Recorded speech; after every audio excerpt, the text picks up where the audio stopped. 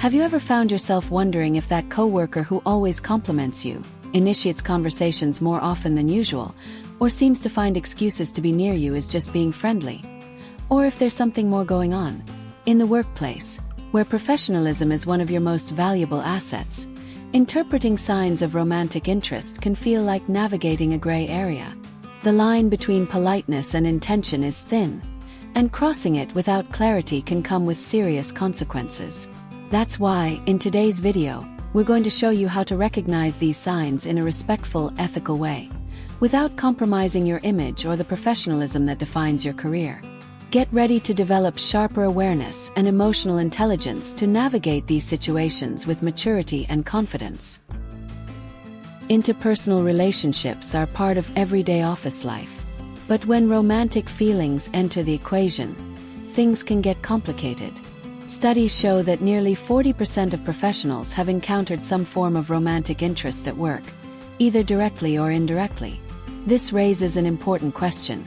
What do you do when you sense something beyond simple friendliness? Ignoring it might feel safe, but it doesn't solve the issue. Misreading it could create tension or misunderstandings. This is where discernment becomes key. Spotting the right signals, reading the intention behind certain behaviors, and most importantly, responding in an ethical and emotionally intelligent way. After all, your career progression depends not just on results, but also on your ability to navigate relationships professionally. The first step is knowing how to tell the difference between professional courtesy and romantic interest. More often than not, it's all about context and consistency. A coworker might compliment your presentation. Totally normal. But if that same person repeatedly compliments your appearance, initiates unnecessary small talk, or constantly volunteers to help you even when it's not needed, there could be something more at play. It's about the pattern. One-off behavior is rarely a signal. But if these actions are happening regularly and directed specifically at you, it's time to take notice. The goal isn't to jump to conclusions, but to remain aware and thoughtful. Let's break down the most common signs of romantic interest in the workplace. First, increased frequency of interactions. Someone who's interested will often try to be physically or socially close, inviting you to lunch, joining meetings where you're present, or trying to collaborate when it's unnecessary. Second, personalized communication. Messages with emojis, overly casual jokes, or compliments that extend beyond work-related matters are a strong signal. Pay attention to body language too. Extended eye contact, light touches, or consistently oriented posture in your direction. Then there's emotional investment. Remembering personal dates, checking in with you after hours, or going out of their way to support your ideas. One behavior may mean nothing, but together they form a pattern that's hard to ignore. Once you recognize these signs, how should you respond? The best approach is to combine clarity with empathy. If the interest is mutual, have a candid conversation and be aware of your company's policies on workplace relationships. Many have specific guidelines to avoid conflicts of interest.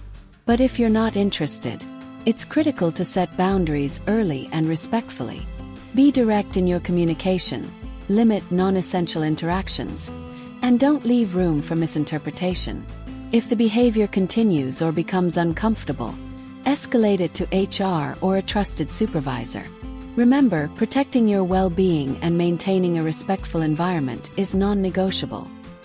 Equally important is knowing what not to do. Don't respond with ambiguity, hoping to be nice. This often leads to confusion. Avoid gossip or sharing your suspicions with other colleagues, which can damage both your and the other person's reputations. And be cautious with digital behavior.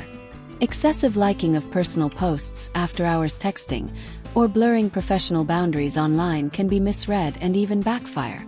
Your professional reputation is built moment by moment.